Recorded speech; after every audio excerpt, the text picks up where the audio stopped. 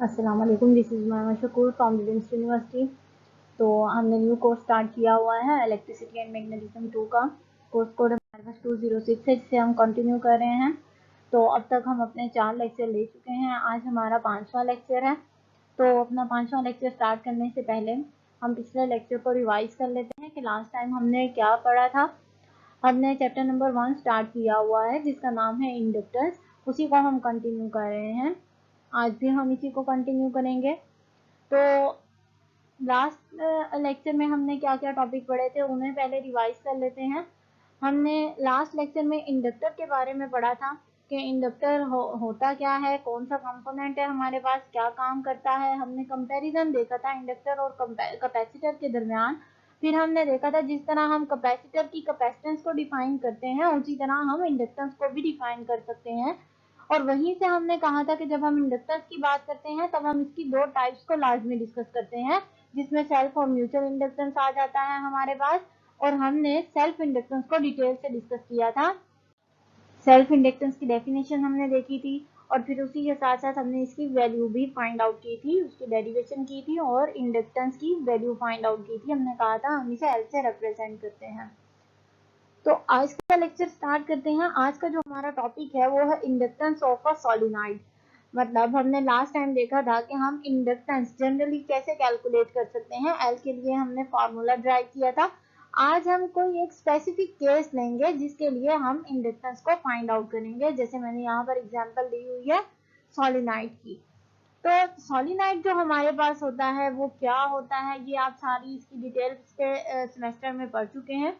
आज हम उसी सोलेनाइड की इंडक्टेंस को फाइंड आउट करेंगे। थोड़ा बहुत उसका पिछला इंट्रोडक्शन भी हम देख लेंगे कि लास्ट सेमेस्टर में हमने क्या पढ़ा था सोलेनाइड के बारे में। तो चलिए आज का लेक्चर कंटिन्यू करते हैं हम।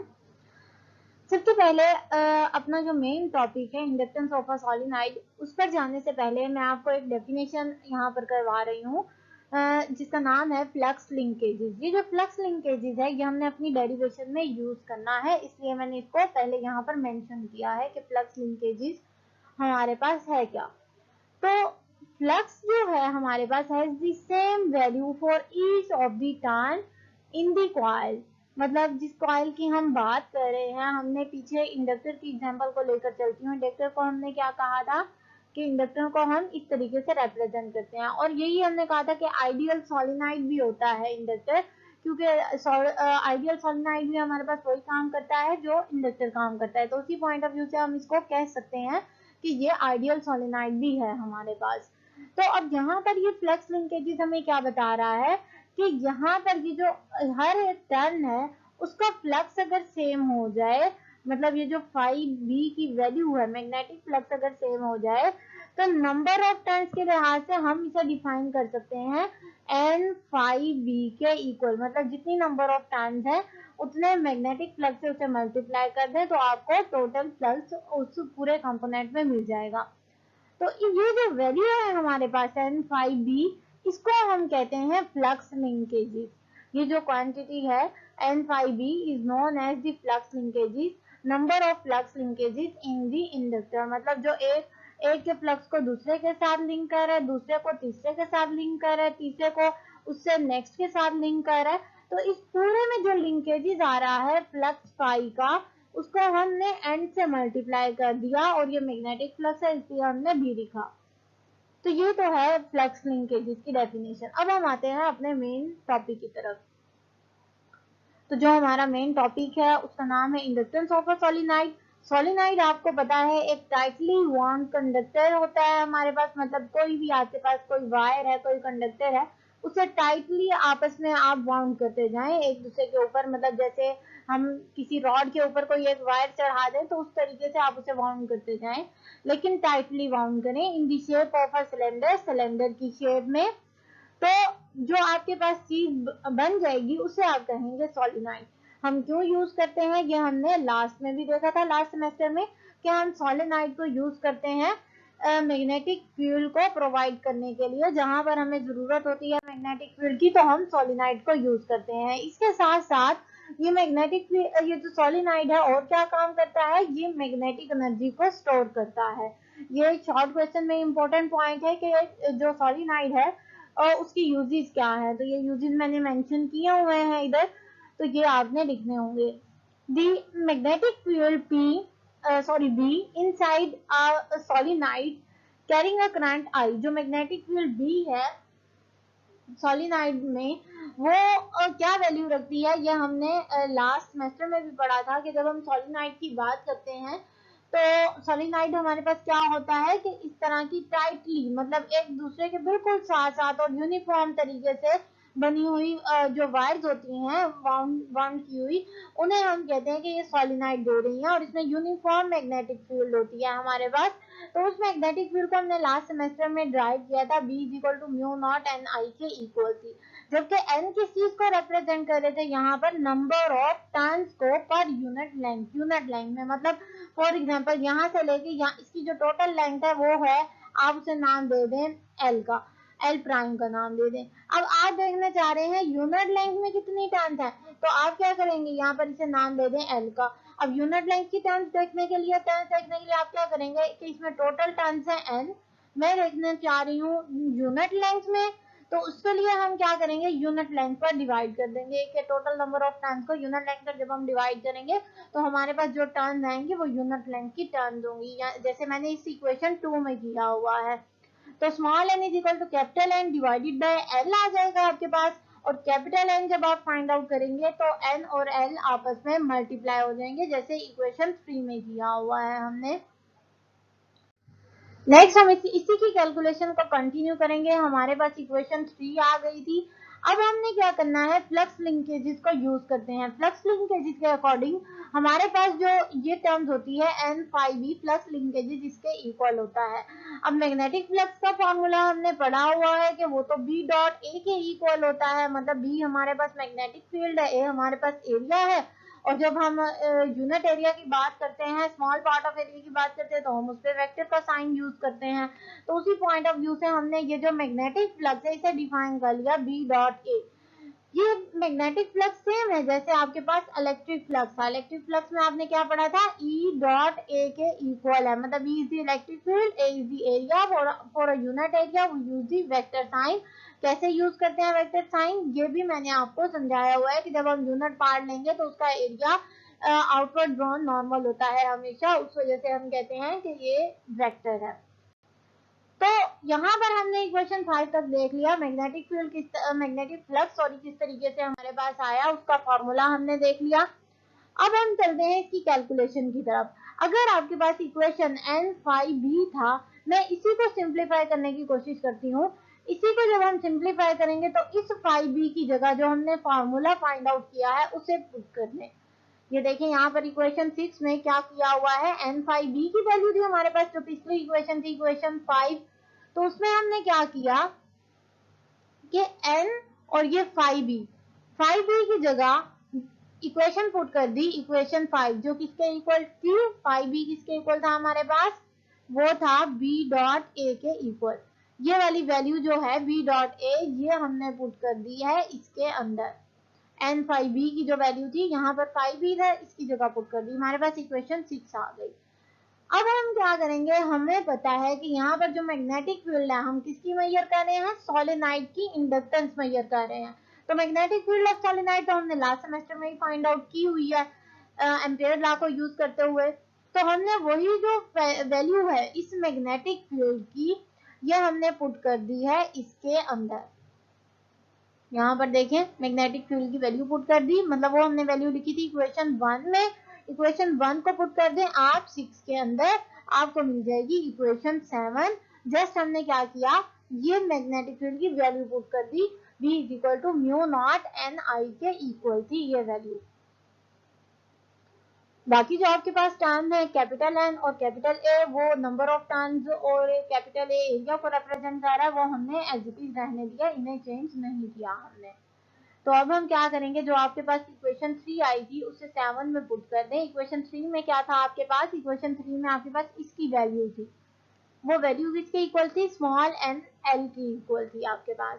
तो हमने क्या किया, बाकी जो इक्वेशन है उसे हमने कुछ नहीं किया, वो एज इट इज है आपके पास, जस्ट हमने इस कैपिटल N की जगह इसकी वैल्यू पुट कर दी। तो जब आपने वैल्यू पुट कर दी, इसे हम सिंप्लीफाई करते हैं, ये वैल्यू मल्टीप्लाई हो रही है पूरी टर्म के साथ, तो इसलिए हमने इसे सिंप्लीफाई किया है। एन स्क्वायर आ जाएगा आपके पास, एल आ जाएगा, म्यू नॉट आई ए आ जाएगा आपके पास। अब यहाँ पर हमारे पास इक्वेशन सिंप्लीफाई हो गई, इक्वेशन 9 आ गई आपके पास। तो अब जिस टर्म को हमने स्टार्ट किया था एन फाइव बी को सिंप्लीफाई करना, तो ये जो एन फाइव बी है उसकी वैल्यू जो हमारे पास है कैलकुलेशन करने के बाद N square L mu naught I के इक्वल आ गई है, जो इक्वेशन 10 में लिखा हुआ है मैंने। अब इसमें आपको पता होना चाहिए कि एन क्या है, एन हमारे पास नंबर ऑफ टर्न्स है, एल क्या है हमारे पास लेंथ है, म्यू नॉट क्या है हमारे पास परमिएबिलिटी है, आई क्या है हमारे पास करंट है, ए क्या है हमारे पास एरिया है। म्यू नॉट परमिएबिलिटी मतलब number of the field line passing through medium और फ्री स्पेस। तो यहाँ पर हमारे पास म्यू नॉट जो है वो कांस्टेंट होता है, 4 पाई इंटू 10 टू पावर -7 इसकी वैल्यू होती है। बाकी आपके पास क्या क्या वैल्यू होंगी, करंट होगा, एरिया होगा, लेंथ होगा और नंबर ऑफ टर्न्स होगी। तो ये जो फॉर्मूला मैंने लिखा हुआ है क्वेश्चन 10 में, ये आपका न्यूमेरिकल के पॉइंट ऑफ व्यू से भी आ सकता है, तो इसको आपने याद रखना है। अब पिछले जो लास्ट लेक्चर था हमारा, उसमें हमने क्या फाइंड आउट किया था, उसमें हमने इंडक्टेंस की वैल्यू फाइंड आउट की थी, जिसमें मैंने आपको कहा था कि हम सेल्फ इंडक्टेंस को यूज करेंगे।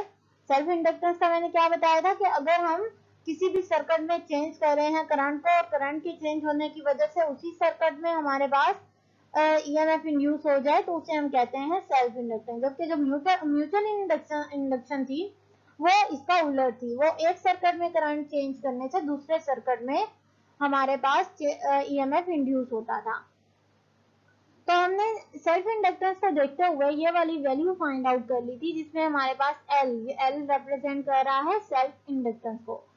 तो L is equal to N five B over I आ गया था हमारे पास। ये हमने लास्ट जो लेक्चर लिया था उसमें हमने ये फाइंड आउट की थी, वैल्यू कैलकुलेशन की थी हमने इसकी। तो उसी को हम इसलिए मैंने दोबारा यहाँ पर नहीं की, आप वो पिछला लेक्चर देख लीजिएगा इसके लिए। तो ये जो L की वैल्यू हमने फाइंड आउट की है, इसमें अब यहाँ पर देखें 5B भी है हमारे पास, मतलब N5B है हमारे पास, और N5B वही फ्लक्स लिंकेज को शो कर रहा है जो हमने आज के लेक्चर में स्टार्ट में ही डिस्कस किया था कि N5B हमारे पास क्या है। तो उस N5B को हमने फ्लक्स लिंकेज का नाम दिया था, उसकी वैल्यू भी फाइंड आउट कर ली। अब इस N5B की वैल्यू जो है ये इस टर्म के इक्वल आई है इक्वेशन 10 में। तो इसको हम पुट कर देते हैं इक्वेशन 10 को इसके अंदर, इक्वेशन 11 के अंदर। क्यों पुट कर रहे हैं, क्योंकि हम वैल्यू फाइंड आउट करना चाह रहे थे इंडक्टेंस की सोलेनोइड के लिए। तो ये इंडक्टेंस का फॉर्मूला है जो हमने लास्ट टाइम टॉपिक पढ़ा था, कैलकुलेटिंग द इंडक्टेंस। तो ये हमने इंडक्टेंस का फॉर्मूला कैलकुलेट किया था, तो इसलिए हम इसमें पुट कर रहे हैं ये वैल्यूज। तो जब हम ये वाली 10 वाली इक्वेशन 11 में पुट कर देंगे तो आपके पास आ जाएगी इक्वेशन 12, जो आपके पास आ गई N square L mu naught I A divided by I. Just हमने क्या किया, ये वाली जो वैल्यू थी पूरी, इसको हमने पुट कर दिया है इस N5B की जगह। ये N5B रिप्लेस हो जाएगा इस वैल्यू से, और बाकी जो डिनोमिनेटर में करंट था ये एच इट इज हमने लिखा हुआ है, बाकी ऊपर की जो N5B की वैल्यू थी वो हमने लिख दी है। अब डेफिनेटली यहाँ पर करंट आपका कैंसिल आउट हो रहा है। यहाँ पर देखें हमने इक्वेशन 11 से स्टार्ट किया था, इक्वेशन 11 में हमने N5B की वैल्यू पुट की जब, और हमारे पास इक्वेशन आ गई इक्वेशन 12।